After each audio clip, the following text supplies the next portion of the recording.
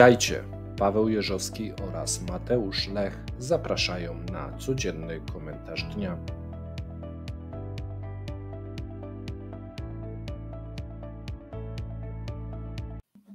Witajcie, z tej strony Mateusz Lech oraz Paweł Jeżowski, który próbował mi jeszcze coś przekazać, ale niechcący wcisnąłem guzik, więc mam nadzieję, że zrozumiemy się bez słów.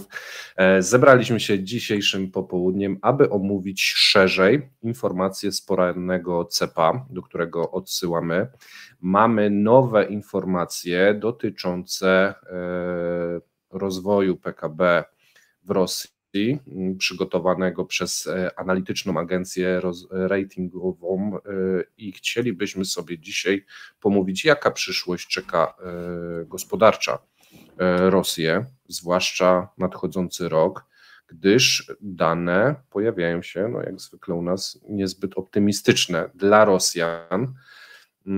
No i chcielibyśmy to zgłębić i omówić w szczegółach z Wami. Mam nadzieję, że będzie się Wam podobało. Pawle, oddaję Ci Czułeś głos. się troszeczkę, nie wiem, czy jesteś na tym necie swoim, czy coś innego. Tak, sobie sprawdzić, natomiast powiedzmy sobie, jak to wyglądało wcześniej, jeżeli chodzi o... My będziemy mówili dużo dzisiaj o wskaźniku zwanym produkt krajowy brutto. Jeżeli chodzi o rosyjską gospodarkę i produkt krajowy brutto, no to ostatnie lata, można powiedzieć tak od 2008-2009, to cały czas w Rosji mamy de facto stagnację, tak? Nie ma tam rozwoju, taki większy wzrost gospodarczy gdzieś zanotowaliśmy w latach 2005-2008. Od 2009 widzieliśmy cały czas rozwój na poziomie tak z grubsza 1%, powiedzmy 1, z kawałkiem. No i to odbiega od wielu krajów ościennych, w tym Polski. Polska w tym czasie rozwijała się kilkakrotnie szybciej, jeżeli chodzi o polską gospodarkę, współpracę międzynarodową. Natomiast wydaje się, że Rosja osiągnęła ten swój szczyt właśnie w okolicach 2006-2007 roku i od tego momentu obserwujemy taką stagnację. No tutaj oczywiście troszeczkę mamy zaburzenie, jeżeli chodzi o COVID. No Rosja zareagowała tak samo jak większość krajów, tak, a więc mieliśmy sytuację, że ten rosyjski produkt krajowy brutto zanurkował, no i potem dosyć mocno wystrzelił powyżej 10%, tak, czyli tak jak w wielu innych krajach i prawdopodobnie mielibyśmy ten wzrost jeszcze w 2022, bo w 2021 już widzieliśmy, że to powoli zaczęło hamować, natomiast w 2022 wartości ujemne związane z konfliktem na Ukrainie. No i teraz obserwujemy, słuchajcie, jeżeli chodzi o 2023, odbicie, no i ktoś mógłby stwierdzić, że to odbicie jest jak gdyby związane, że w zeszłym roku było źle, Rosjanie sobie zmienili kierunki dostaw, poradzili sobie z problemami, dostosowali swoją gospodarkę i tak mniej więcej jest oficjalna linia Kremla, że 2023 to jest koniec problemów rosyjskiej gospodarki, 2024 będzie lepiej, 2025 jeszcze i Rosja wraca na ten, znaczy nigdy nie była, no ale powiedzmy wraca do wchodzi, tak, wejdzie okres tak, niesamowitego do tych okolic, które prosperity. widzieliśmy w momencie, kiedy Putin przejmował tą władzę i te pierwsze lata, powiedzmy, Putina, które są pamiętane w Rosji jako te dobre lata. Czy tak się stanie? I o tym będziemy dyskutować dzisiaj, bo z tych porannych już informacji wiemy, że no, pojawia się w Rosji coraz więcej ekonomistów, którzy podważają ten kierunek. To znaczy tak, wskazują, że obecny wzrost gospodarczy, no to chyba nie ma w Rosji takiej osoby, która by wskazywała inaczej, jest związany ze zbrojeniami. To znaczy jeżeli chodzi o produkcję cywilną, twierdzą, że wzrostu gospodarczego nie ma, jest stagnacja, a nawet słowo na R, czyli recesja. Tutaj podawaliśmy rano właśnie odczyty, na przykład za Q3, jeżeli chodzi o rynek surowcowy, czy rynek gazu, czy rynek powiedzmy handlowy. Natomiast ten wzrost w 2023, tu się mówi, że to będzie prawdopodobnie ten oficjalny pomiędzy 2 a 3. Rząd jeszcze nie zdecydował jaki. Dlaczego mówię rząd? Dlatego, że w przypadku Rosji obecnego tego wzrostu dużo zależy od decyzji, a nie faktycznego tego wzrostu, no bo fabryki będą deklarować jakąś produkcję, tak, no i będą odczyty, będzie ktoś to monitorował, korygował, no i tu rząd może sobie tak naprawdę tymi wskaźnikami, szczególnie tym wskaźnikiem produktu krajowego brutto, manipulować w dowolną stronę, manipulując również tak jak mieliśmy w przypadku inflacji, w przypadku produktu krajowego brutto również. Wbrew pozorom te dwa wskaźniki są mocno powiązane, nie bezpośrednio, ale pośrednio, bo im wyższe ceny, tym ten wzrost gospodarczy jest szansa, że będzie większy, no bo w jakiś sposób usługi będą droższe, wartości tych usług w cenach będą droższe, ilość wyprodukowanych często produktów też może być większa i tak dalej. Tak, mamy też pobudzenie dodatkowo konsumpcji. W 2023 widzieliśmy dodatkową akcję kredytową, nie? Że więc ktoś kupił mieszkania przecież mają wartość, a że na kredyt, no to do produktu krajowego brutto to nie ma takiej informacji, czy na kredyt ten jest wzrost. Po prostu mieszkanie jest wrzucone jako już spłacone, można powiedzieć. Nie, no chodzi o to, że wiesz, no firma wybudowała, usługa została sprzedana, tak i tak dalej. No tak, nie? no właśnie mówię, nie? Że cała kwota jest za mieszkanie wrzucona w to, bo kredyt to już jest problem osoby, która kupiła. Natomiast wartość mieszkania jest wrzucona. Wartość jest to zostało wyprodukowane, więc tak. Usługa, czy bomba, czy czołg, który został wyprodukowany, nawet jeżeli ten czołg nie zostanie użyty, na przykład będzie stał w tej fabryce, bo brakuje jakiejś części i on jeszcze będzie stał na przykład do połowy 2024, no to zapewne też się wliczy w produkt krajowy brutto, no bo fabryka powie, że ona wyprodukowała tyle i tyle czołgów, tyle raportuje, ktoś spisze, a więc sporo ekspertów podważa i mówi, że w tym momencie obserwujemy recesję w Rosji, jeżeli odejmiemy 3 rzeczy. Zbrojenia, inwestycje rządowe, szczególnie te papierowe w nowe regiony, które podobno w przyszłym roku ma już ich nie być.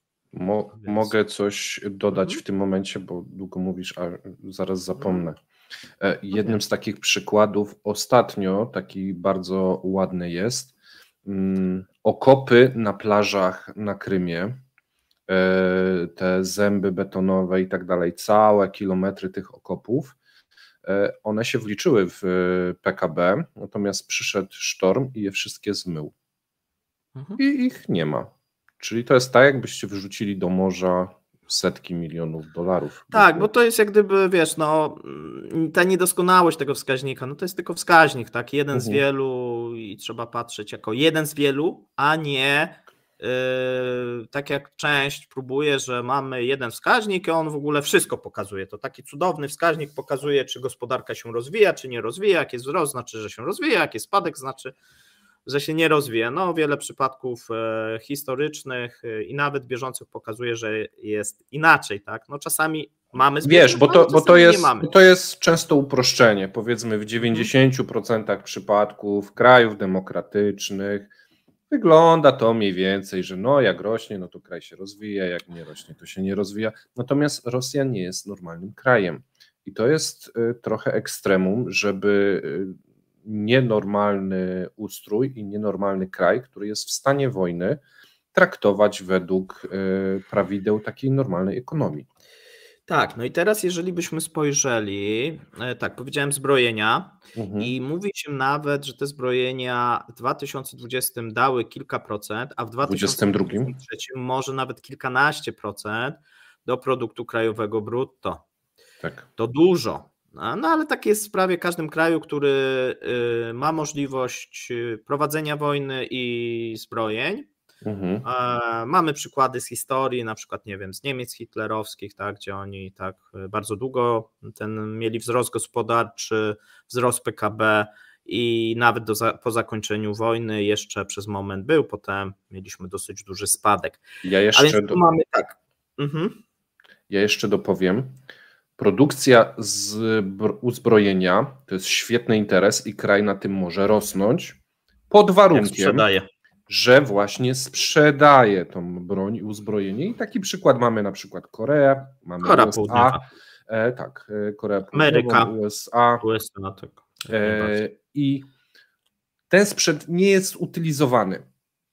Czyli nie dzieje się to, co robią teraz Rosjanie. Oni produkują czołg, on jedzie tam, wybucha, no i nic z tego nie ma. Tu jest właśnie... Amerykanie produkują czołg, wysyłają go do Polski, biorą pieniądze, a później jeszcze biorą pieniądze z serwisu, ze szkolenia, z części zamiennych. Tworzy się pieniądz. Rosja produkuje, wybucha. To jest ta różnica. Oba kraje będą miały tą wartość wpisaną w swoje PKB, natomiast zysk z kraju jest ewidentnie po stronie na przykład Amerykanów, a nie po stronie Rosji. Dla przypomnienia, Rosja traci w cholerę w tym momencie kontraktów zbrojeniowych. Na ostatnich targach w Dubaju nie podpisała żadnego kontraktu, zero, gdzie Amerykanie podpisali kontraktów na 67 miliardów dolarów. Więc tu mamy tą różnicę w tym momencie. Mimo że produkują cały czas.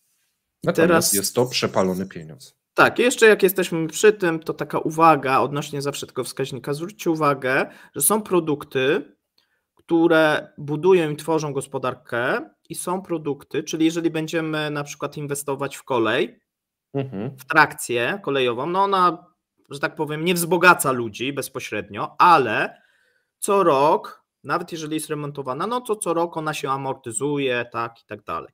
W przypadku uzbrojenia mamy ten defekt tego wskaźnika, że jak uzbrojenie jest niszczone, czyli wyprodukowaliśmy bombę, dobra, jest wytworzony produkt krajowy brutto, ale w momencie, kiedy ta bomba jest niszczona, to nikt z tego Excela nie odejmuje. Tak? A teoretycznie tak powinno nastąpić, no bo ten produkt krajowy brutto został stracony. Zutylizowany, tak. Zutylizowany, nie? Ale nikt to jest tego tak nie jak ta fala i zmywa te zęby i te okopy. A więc jeżeli patrzymy, no to bardzo taki niedobre, jeżeli chodzi o rozwój gospodarki, czyli te kilkanaście procent produkt krajowy budowany na uzbrojeniu, które jest niszczone, czyli na produktach, które są utylizowane i które nie przynoszą i nie rozwijają gospodarki w przyszłości. Drugi strumień, inwestycje rządowe różnego rodzaju, szczególnie 2022, ale mieliśmy kontynuację w pierwszej połowie, szczególnie 2023, budownictwo, inwestycje, to co teraz Rosjanie zaczynają przycinać dosyć mocno, związane z tak zwaną odbudową terytoriów okupowanych, transferami do regionów, pobudzeniem tej gospodarki, no bo tu była obawa, że Rosja wpadnie w silną recesję w 2020 na tle sankcji, no i trzeba było zluzować pieniądze, wrzucić w gospodarkę, a ponieważ nie ma prywatnych, zewnętrznych inwestycji, ani zagranicznych, ani też prywatnych oligarchów, no to co? No to rząd rzucał te pieniądze, tak? Czyli rozrzucał z samolotu, korzystał z zasobów, które gromadził przez wiele lat. Te zasoby topniały. Nadwyżki ropy, gazu, tak, mówiliśmy, rekordowe, jeżeli chodzi o 2022, we wrześniu im się skończyły, bo wszystko jak gdyby wyrzucili. 2023 dodruk pustego pieniądza, no i cały czas jednak ta gospodarka była luzowana. W 2024 już ta sytuacja będzie się przedstawiała inaczej, natomiast jest jeszcze jedna rzecz, która też bezpośrednio nie wpływa, no ale pośrednio wpływa, czyli indeksacja i różnego rodzaju dodatki dla weteranów, emerytów, rencistów. Tego w 2022 pojawiło się bardzo dużo. Chodziło o to, żeby społeczeństwo się nie chciało buntować, albo było bardziej przychylne, albo żeby przed wyborami w 2024 mieć lepszą sytuację.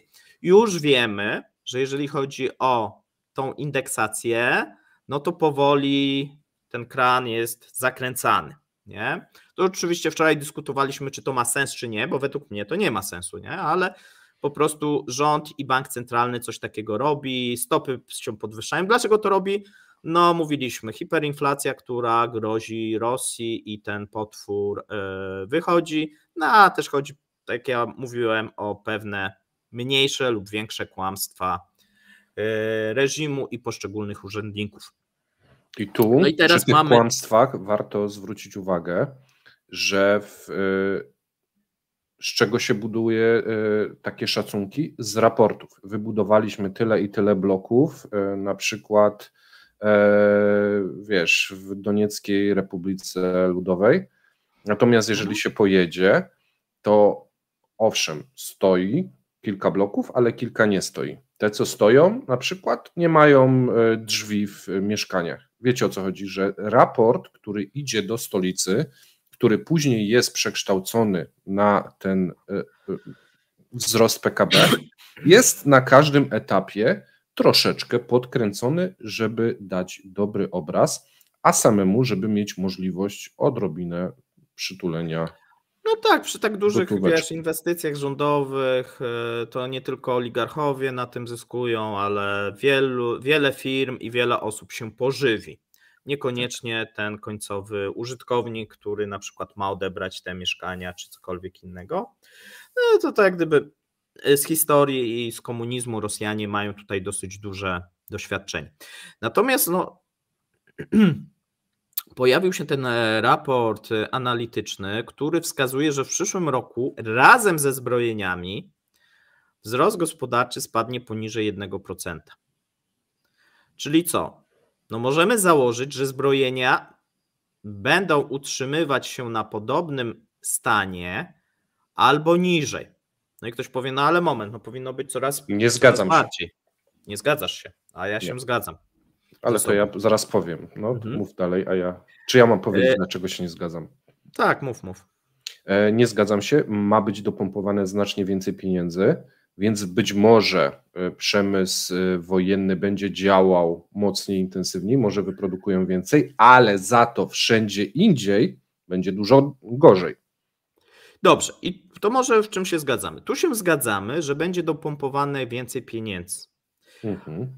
I zgadzamy się, że przynajmniej w Excelu ta produkcja wojenna powinna rosnąć, ale ona w mojej ocenie nie będzie rosła.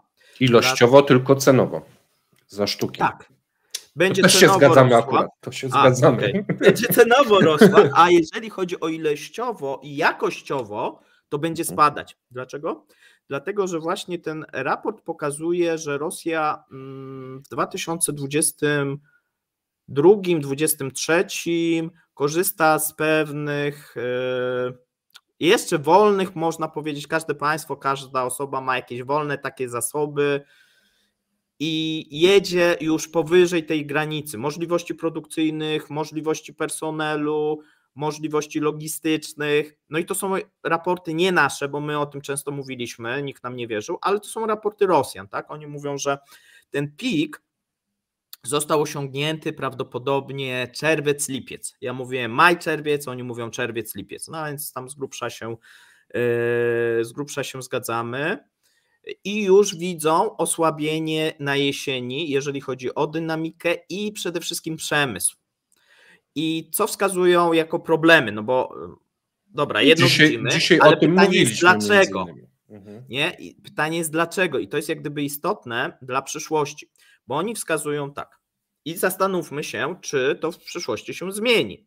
No bo żeby zwiększać tą produkcję i wojenną, i zwiększać produkt krajowy brutto i rozwijać tą gospodarkę, no to trzeba jednak zgodzisz się ze mną, rozwiązać zmienić problemy. Trend jakiś. Tak, zmienić ten trend. A jakie są problemy? To, co oni mówią, tak. Pierwsze, technologia. Pierwsze, brak ludzi. To stawiają na tym miejscu. Dobra, okej, jak dobrze, to masz rację. Jeżeli byśmy tak chcieli pozycjonować, tak, brak personelu, brak ludzi największym problemem, jeżeli chodzi o 2023 rok i również hamulec dla zbrojeń. Czyli my sobie tam będziemy próbowali pompować tą kasę, jakąś dodatkową, ruble. Ale nie ma rączek, które to wyprodukują. Ktoś to musi wyprodukować. I skupmy się od razu na tym, jaki trend może być w 2024. Z tego co wiem, nie planują hodować klonów, które będą wychodziły z fabryki już dorosłe, więc tych dorosłych mężczyzn w tych fabrykach zbrojeniowych więcej nie będzie, a wręcz będzie mniej, gdyż część jeszcze pojedzie na wojnę. Drugim tematem, który mógłby ratować, są pracownicy z Azji Centralnej, którzy w tym momencie są szkalowani, zwalniani z wielu zakładów, właśnie między innymi zbrojeniowych czy kolei. Twierdzą, że lepiej zatrudnić na kolei na przykład więźniów niż pracowników z Pakistanu, więc tu trend jest taki, że to się nie zmieni. Dodatkowo w Azji Centralnej ludzie zaczynają się bać jechać do Rosji, gdyż organizowane są regularne łapanki na tych ludzi i wysyła się ich na front. O ile na początku można byłoby to jeszcze maskować i gdzieś miesiąc, dwa poślizgu, zanim ta informacja stanie się powszechna w tych krajach, można liczyć, o tyle przyszły rok to już wszyscy będą wiedzieli, czym to grozi. Więc dwie rzeczy, które powodują, że na pewno się ta siła robocza nie zwiększy. Chcą zwiększyć, wysyłając dzieciaki do fabryk, natomiast czy to będzie skuteczne? No nie. To będzie tylko taka pomoc, wiesz, zawsze coś, ale trend raczej jest taki, że się to tak jak wiesz, z tymi więźniami, że będą zatrudniać koleje, czy nawet może fabryki zbrojeniowe. Rozbiegną im się, pobiją się młotami między sobą, daj ciężkie młoty czy coś tym więźniom. No wiesz, a więc mogą mieć następne, że przecież jeszcze więźniowie mogą produkować to uzbrojenie, nie? Tak. No to są pomysły takie desperackie. Dzieci więźniowie to już jest koniec koszyka z dobrymi pomysłami, nie? To już tam już nie ma, tak. Znaczy są jeszcze pomysły, import z Korei Północnej, to wbrew pozorom jest sensowny pomysł, ale to też nie jest takie proste. Bo to trzeba by było zamknięte zakłady jakieś robić, takie całkowicie takie w formie trochę więzień. czasu też trzeba przygotować w formie właśnie jakiegoś takiego łagru dla tych Koreańczyków. Nie? Chińczycy nie są skorzy tutaj do współpracy. Nie. No dobrze, a więc tak, ten personel w przyszłym roku jest problemem. Czy będzie lepiej? Będzie gorzej. Bo pracownicy z Azji Centralnej, część była jednak specjalistami, ekspertami, ich może zabraknąć, część zostanie wysłana w Ukrainę, część wróci do domu, część będzie się ukrywać gdzieś po jakichś tam, wiesz, w jakichś tam regionach. Ja mam jeszcze jeden czymś innym się zajmować lub przejdzie na przykład do tej części przestępczej. Ja mam jeszcze jeden punkt, o którym nigdy nie mówiliśmy chyba, przynajmniej w tym kontekście i podejrzewam, że nawet ci profesorowie nie wzięli go pod uwagę. Kogo pozatrudniały firmy zbrojeniowe do tych remontów starszych uzbrojeń? No tak, to oczywiście będzie wymierać. Tak. Emerytów, średnia wieku około 64 lat, gdzie średnia życia w Rosji jest około 65 lat. Minął rok. 65, 66. Ale jak muszą pracować w tych fabrykach, to... No to tak, to już powinni umrzeć. To nie sądzę, więc wkraczamy w etap tej średniej zgonów tych ludzi, którzy zostali zatrudnieni do pomocy w tych fabrykach. Więc to jest element. A oni są przeciążeni, bo sami na to wskazywali, że muszą pracować, jeszcze robić szkolenia często, coś tam tak. Nawet im te dodatkowe pieniądze nie pomagają, tak? I część odmawia na przykład, nie? Mówiąc, że to zdrowie im nie pozwala i tak dalej. Tak, a to kolejny rok to jest duży czynnik, który po prostu spowoduje, że może być a pomysły są jeszcze brak bardziej, kogoś, kto potrafi to zrobić, nie? Żeby jeszcze się cofać. Że jeszcze pomysły starszych? są takie upraszczamy. Tak, to czyli starszych trzeba. To za skomplikowane, jakieś tam komponenty, jakaś optoelektronika. Uprośmy. Do łuków szkolenie, tak. A więc strzelanie z łuku to jest 2 dni może. Wiesz. To jeszcze starszych, a tych starszych już nie ma. No ale to tak, to będzie problem. Tak, to jest Personel, czynnik. wymierający personel, uciekający personel, wysyłany na wojnę personel, wracający do Azji Centralnej i Kaukazu personel, zasilający tą część przestępczą personel też. I personel z Azji, który gorzej. pojedzie do Chin, gdyż też warto zwrócić uwagę, że umowy między krajami Azji Centralnej a Chinami bardzo się zintensyfikowały od pracowników. No ale też wiesz, też Turcja wchodzi, nie? No to tak możemy jeszcze. Iran nawet miesza. Więc te inwestycje pojawiają. Ci ludzie gdzieś będą, tylko niekoniecznie w Rosji. To też jest ważne, bo często się mówi, no ale gdzie oni mają pracować, są zmuszeni. No może być tak, że jednak nie, że znajdą się alternatywy. I to być może lepiej płatne, w zależności od tego, jak rubel będzie stał, bo to wszystko zmienia.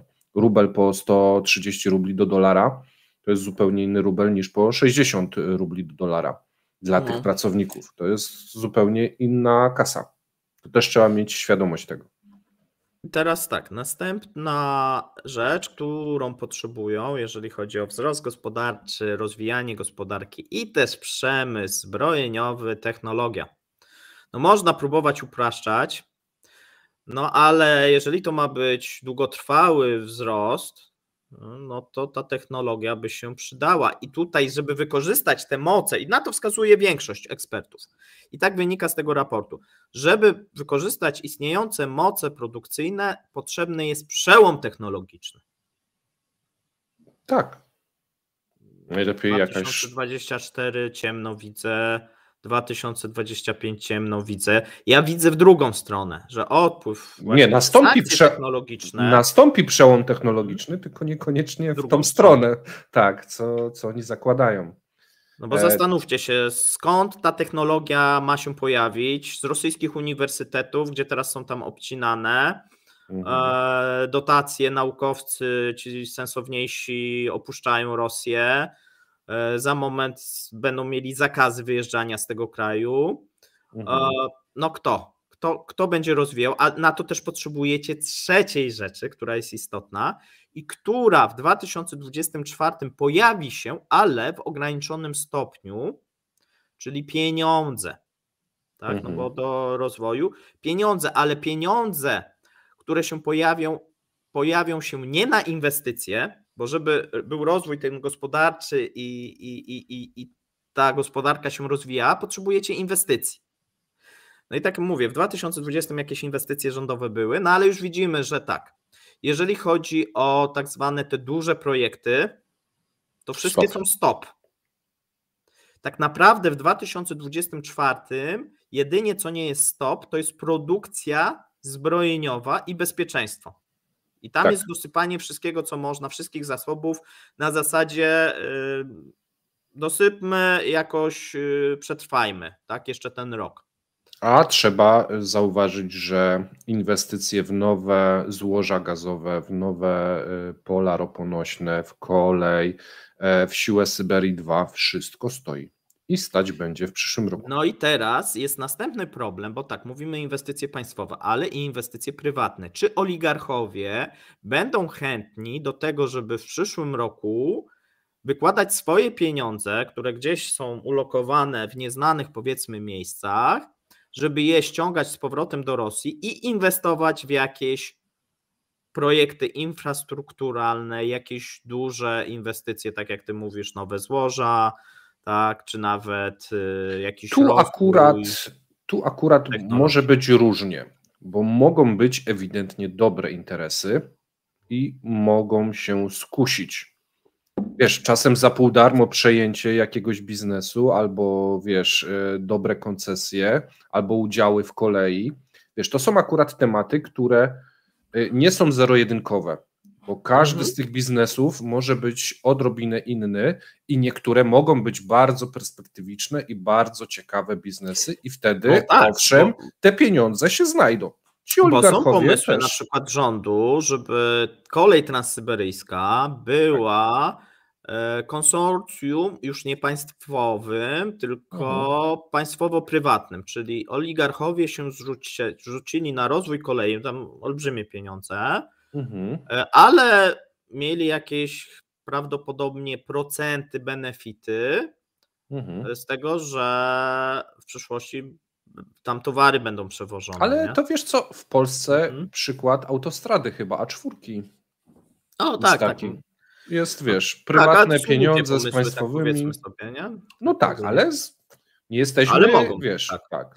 I takie będą, bo takie projekty się pojawiły, tylko że one się pojawiają dopiero później, mówi się 2025, 2026, na zasadzie wygrajmy wojnę, a potem właśnie próbujmy ten kapitał prywatny jeszcze ściągnąć. Tak.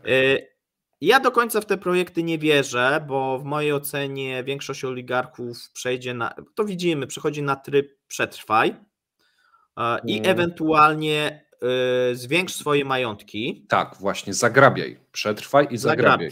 No jak mówię, przetrwaj, to jest podstawa, przetrwaj, żeby tam po pierwsze przeżyj, tak. Nie? Po drugie nie strać, a po trzecie jak widzisz okazję, na przykład, że zachodnia firma wychodzi i coś zostawia i tu można za jednego eurocenta, jednego dolara tak sobie przejąć, no to przejmujmy, bo mam na przykład kontakty i możliwość i się wywłaszczy tą firmę lub ta firma sama przyjdzie i powie, że chciałaby sprzedać tanio. Tak. I tak raczej będę widział tą kontynuację w 2024, jeżeli chodzi o inwestycje. Tam nie będzie inwestycji prywatnych jakichś dużych w mojej ocenie. I nie będzie inwestycji zagranicznych. To też warto powiedzieć jedną bardzo ważną rzecz. Chiny nie chcą inwestować w Rosji w tym momencie. I to, co czasem się mówi, że Chiny będą wspomagać, że Chiny coś tam.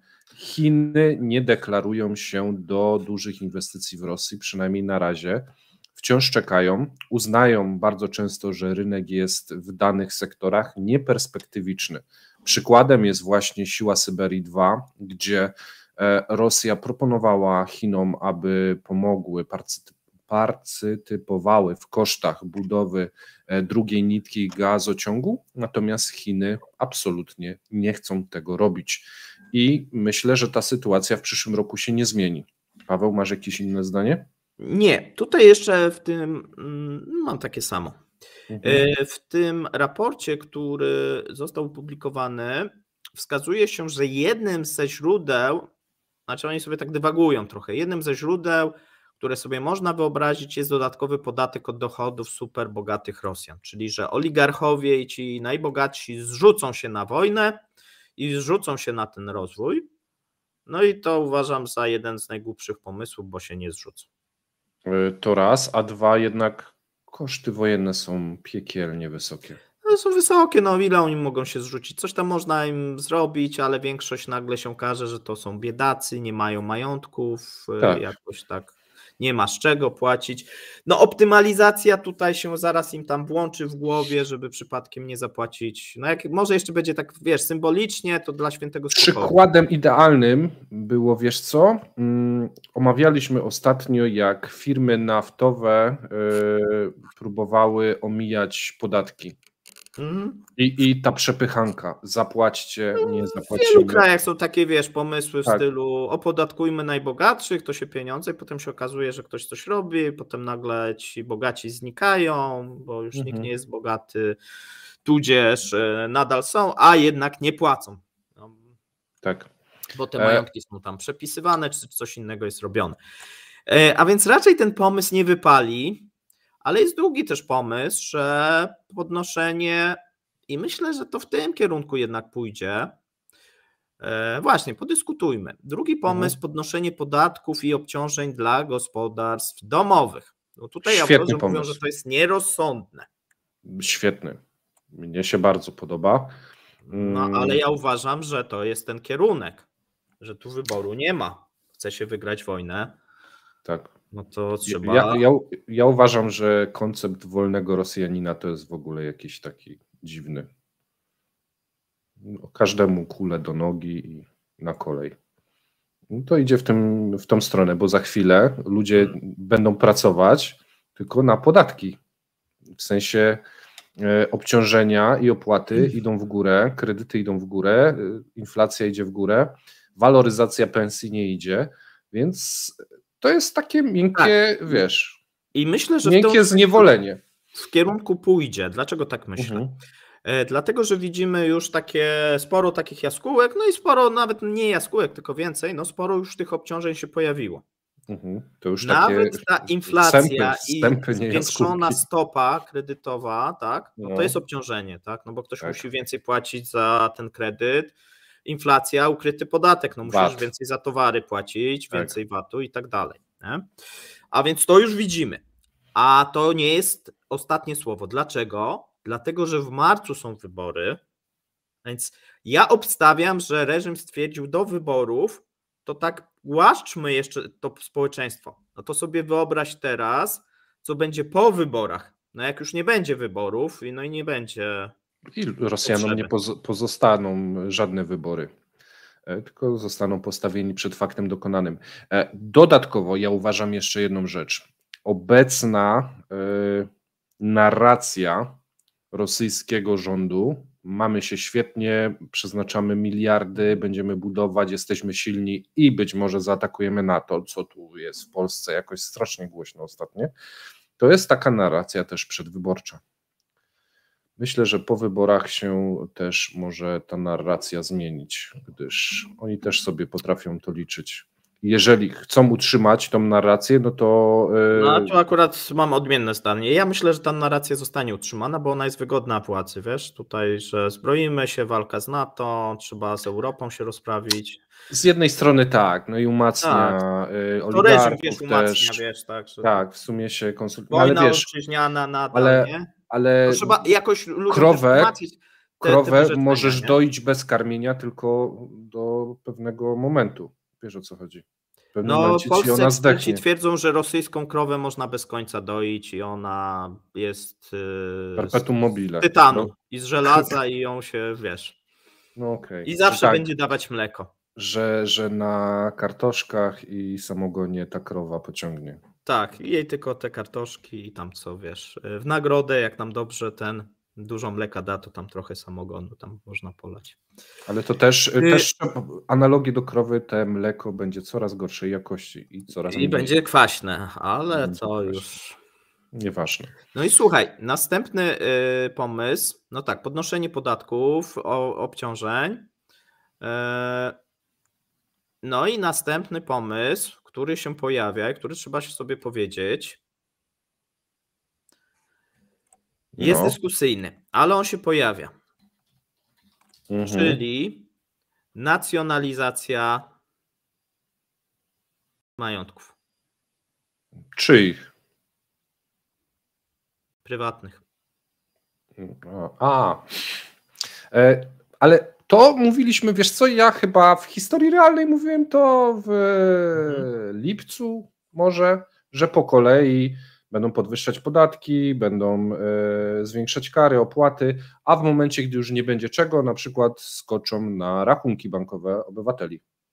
No tak, no mówię nacjonalizacje na zasadzie różne, tak, to jako takie hasło, tak, no nie, bo każdy skojarzy nacjonalizację, niekoniecznie majątków oligarchów, ale depozytów walutowych ludzi, no już ludzie się boją i nikt rozsądny albo coraz nie trzyma pieniędzy w banku. Trzyma szczególnie waluty, bo o tym się ciągle dostępność, ilość waluty w obiegu poza bankowym, tylko takiej gotówce, o ile? 4-krotnie wzrosła? Dobrze pamiętam? Tak. 4-krotnie. A na depozytach historyczne dno osiągnęła. Tak. To sami możecie sobie odpowiedzieć, Rosjanie, którzy mieszkają w Rosji, co oni sobie myślą o tym tylko wszystkim? Czy tak tworzony, wiesz, wzrost gospodarczy i rozwój tej gospodarki, no bo to tak naprawdę gospodarki, głównie zbrojeń, tak? Będzie długotrwały. Ale słuchaj, ja od razu ci rzucam kontrargument i spróbuj z tego się wygrzebać. Korea Północna tak robi od dziesiątek lat i żyje. Ja ale co, prowadzi wojnę z kimś? Ale nie, ja dostaję... Dobre. Wiesz, oni trochę mają łatwiej, bo wiesz... Tak, mogą na magazyn produkować, a czasem mogą mówić, że wyprodukowali, a na magazynie tego może nie być. I wtedy się też to jakoś zgadza. Tak, to jest ważny czynnik w sumie, że to, co wcześniej sam nawet wspomniałem, jest różnica produkowania uzbrojenia na handel nawet lub na teraz magazyn. Mieli te magazyny, teraz część zhandlowali za zboże i za kasę Rosjanom, No i co? No? Nie? Czyli No tak. jak gdyby jakiś sens to miało, nie? Że produkowali wcześniej, na coś się to przydało, a Rosjanie co? No produkują, wysyłają ludzi i mielą, tak? To Ja mam do ciebie pytanie, jeszcze takie jedno. Krzywa Laffera, czyli wiesz, jeżeli podnosisz podatki, no to wpływy ci rosną, ale jest pewien punkt, na szczycie którego krzywa zmienia swój bieg i przy podnoszeniu dalszych podatków spadają ci dochody. Myślisz, że w Rosji to nastąpi już w przyszłym roku? Myślę, że tak. Wiesz co, myślę, że to już też będziemy widzieć, jeżeli chodzi o inflację, bo już widzimy, że ta konsumpcja i wiesz, oni dosypali tym emerytom, tak. Był taki moment na początku roku szczególnie, że tam mieliśmy taki niezrozumiały skok tej konsumpcji, ale potem zaczynało to tak, wiesz, tak zjeżdżać w dół. Dlaczego? No dlatego, że ludzie na coraz mniej produktów cię stać, bo one są coraz droższe i w którymś momencie zaczynasz oszczędzać, nie? I zaczynasz sobie tak myśleć, no dobra, to sobie nie kupię Odpuszczę. Nie wiem, czy pamiętasz, omawialiśmy ze 2 tygodnie temu przykład cen kebabów w Moskwie, gdzie jeden z prowadzących takie stoisko z kebabem powiedział, że Rosjanie nie są jeszcze gotowi psychicznie psychologicznie na obecne ceny. Co można było odczytać między wierszami, cena jest tak wysoka, że Rosjanie nie chcą kupować tego kebabu w takiej cenie. I tu może mamy już po prostu gdzieś blisko szczyt. Tak, ja myślę, że jesteśmy w tym roku, a pewnie już osiągnęliśmy, tylko tego jeszcze nie widzimy, dopiero będziemy mieli jakieś odczyty z tego, że ta konsumpcja zacznie się zwijać. Te kredyty, dlaczego? Kredyty zaczną, wiesz, obciążenia się zwiększają. Tak, musicie mieć świadomość, że jak zarabiacie 20 000 rubli, ratę mieliście 8, a teraz stopy procentowe wam wywindowały tą ratę do 16, to zostaje wam 4000 rubli do wydania na konsumpcję. I tak to mniej więcej wygląda z zakredytowanymi ludźmi, gdyż tam raty wzrosły 2, a nawet 3-krotnie. Więc koniec końców, a pamiętajcie, 47 milionów ludzi ma kredyty. Więc koniec końców to jest bardzo duża część społeczeństwa, która w tym momencie będzie się mierzyła z mniejszymi możliwościami konsumpcyjnymi. Ja myślę, że taki w okolicach nawet, nie wiem, czy rząd to dobrze wykalkulował, bo oni podwyższają tą pensję minimalną, tam bodajże 18-19%, ale w styczniu. Tak. I czy nie będą, wiesz, mieli takiego, że dobra, ktoś tam weźmie więcej, pójdzie, trzeba szybko wydać, rozumiesz, nie? No bo ceny rosną, nie? Ale to jest taka stara psychologiczna zasada. Jeżeli jest, przerabialiśmy to w PRL-u, rodzice mi mówili, że jak wypłatę się dostawało, to się szło szybko, jak najszybciej ją wydać, bo ona pod koniec miesiąca była dużo mniej warta. I tu, no ale to była mocniejsza ta inflacja. Zobaczymy, jaka inflacja i nawet ta nieoficjalna przywali, czy w marcu przypadkiem już nawet w wyborach nie wejdą, wiesz, z bardzo wysoką inflacją, no bo oni tak, wiesz, z jednej strony dają te impulsy antyinflacyjne i tak, wiesz... A z drugiej dosypują taczkę pieniędzy. Tak. Rząd na rynek puszcza pieniądze, a bank podnosi, dlatego mówiłem, że to jest bezowocne, tak? A z drugiej strony bank centralny podnosi stopy procentowe, nie? A bank dosypuje, mówi, a tutaj podniesiemy tą minimalną, bo wybory są, będzie ładnie wyglądać, plus 20% tam dla większości pracujących. Bo wiesz co, podwyższenie tych pensji w styczniu, to ono może dać ten bodziec inflacyjny, owszem, ale on będzie raportowany, bo trzeba pamiętać, że zawsze jest raportowana inflacja z miesięcznym, 1,5-miesięcznym opóźnieniem, więc ona może być zaraportowana dopiero gdzieś w okolicach kwietnia. Marca. Może być kwietnia. Bo wiesz, jeżeli w styczniu jest podwyżka, no to koniec stycznia dostają wypłatę. No tak. Czyli na początku lutego. Czyli pierwsze odczyty będą gdzieś, na początku nie będą rosły te ceny, dopiero gdzieś tam 2-3 tygodnie. No nie więc będą. Ja myślę, że ten styczeń jest po to, żeby kwietniu był ten odczyt wyższy dopiero. A nie grudzień na przykład, czy coś. Myślę, że to jest przeliczone w ten sposób. No i wiesz, i te obciążenia będą rosły, to społeczeństwo będzie ubożeć. Skoro będzie społeczeństwo, no to ten bardzo ważny aspekt wzrostu gospodarczego będzie siadał, czyli konsumpcja. Tak. No można, znaczy inaczej, ona na pewno będzie siadać. Co Rosjanie będą raportować, to już jest inna sprawa. A więc my będziemy widzieć pogłębianie się recesji, jeżeli chodzi o firmy cywilne, pogłębianie się problemów, jeżeli chodzi o ludność i ubożenie tej ludności, pogłębianie się problemów, jeżeli chodzi o reżim i tą pracę niewolniczą, czyli różnego rodzaju zobowiązania, tak, że wiesz, że państwo będzie narzucać jakieś nowe rygory, no i być może również sięganie po pieniądze jeszcze jakiejś ludności i oligarchów, przy czym oligarchowie sobie poradzą, a ludność nie. No bo ale z drugiej strony będziemy widzieli dobre wyniki firm, które zajmują się przemysłem obronnym,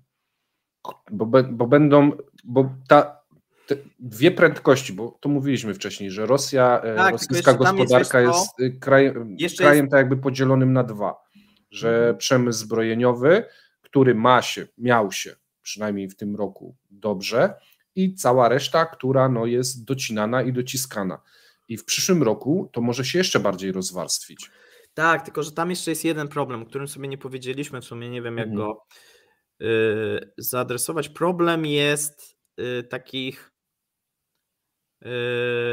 to ty powinieneś wiedzieć, logistyczno-wydajnościowo. No chodzi o to, że wiesz, oni coś zamawiają, łańcuchy dostaw się wydłużają, tak, i wszystko zaczyna się blokować. Tak, to też było w tym raporcie, że będą pojawiały się wydłużone łańcuchy dostaw i przestoje w produkcji. I to jest bardzo ważny czynnik, który jest bardzo ciężko zdiagnozować, bo wyobraźcie sobie fabrykę, która produkuje te 300 dni w roku i robi jakiś wynik, i wyobraźcie sobie ją, że 10 czy nawet 30 dni w tym roku wypada jej produkcja, bo nie mogą dostać jakiejś części. To się robi poważny odczynnik, który będzie wpływał na to, czy ta firma wypracuje zysk, czy będzie na zero, czy może będzie poniżej kreski.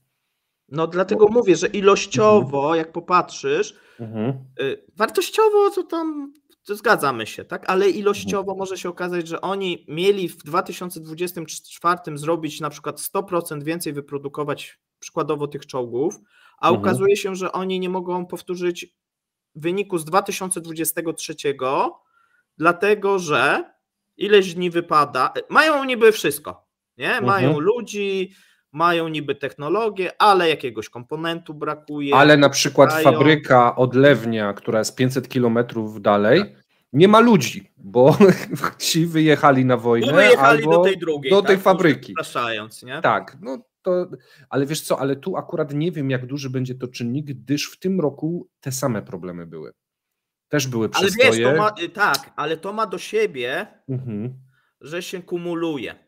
Tak, ale też nie możemy mówić, że będzie tylko źle, bo niektóre problemy takie wieku dziecięcego, że tworzysz tą fabrykę od zera, no to przez ten rok zostały rozwiązane, utworzone, więc tu może być w jedną albo w drugą stronę. Moment. Jaką fabrykę utworzono od zera?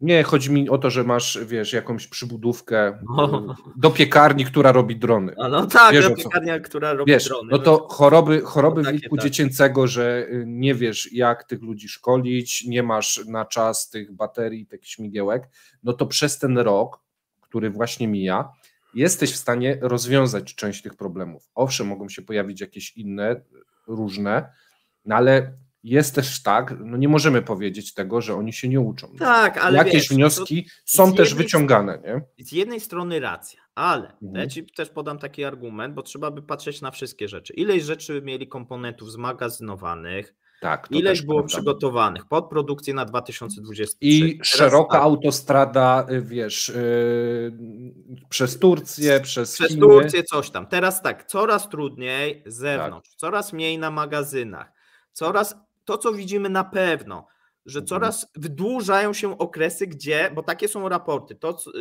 dostajemy jakieś tam część danych, że oni czekają coraz dłużej i coraz większe są żądania, bo zobacz, co Putin czy ten minister, on żąda zwiększenia. Miedwiediew jedzie i mówi, że będzie karał, jak nie. I będzie karał, nie? Praca pod taką presją. A wcześniej jeszcze było, wiesz, że coś tam, jakieś propozycje, bardziej tak, wiesz, a teraz nie, że macie target, macie go zrobić, bo jak nie, to będą kary łącznie z więzieniem, nie? I tu pojawia się problem przemęczenia pracowników, o którym mówiłem już kilkukrotnie. Ja mam mniejsze bądź większe doświadczenie jako kierownik produkcji i jest coś takiego, że jeżeli macie zbyt ambitne plany, no to po pewnym czasie wasi ludzie coraz więcej popełniają błędów, coraz częściej idą na L4, coraz częściej idą do toalety, żeby po prostu odpocząć. To są normalne ludzkie zachowania i to się nawarstwia.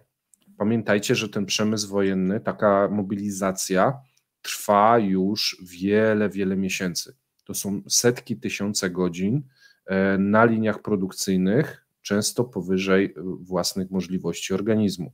A Rosjanie nie należą do najzdrowszych narodów, to też warto pamiętać. I jeszcze jedna rzecz, o czym wielokrotnie mówiliśmy, dlaczego też mówię, że ilościowo może być gorzej nawet, dlatego, że do tej pory korzystali z zasobów Związku Sowieckiego, pamiętaj, i często to była pseudoprodukcja, czyli coś tam było wyciągane, tam szmatka, nie, na samym początku dobra, jedzie, nie?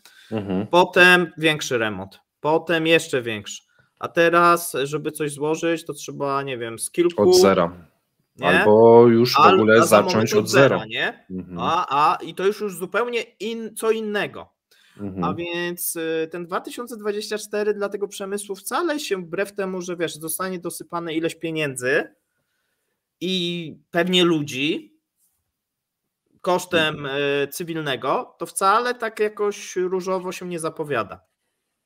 Okej, czyli podsumowując, myślę, że te najważniejsze wyznaczniki tego, co może pompować PKB w przyszłym roku, omówiliśmy te realne zagrożenia, omówiliśmy trendy.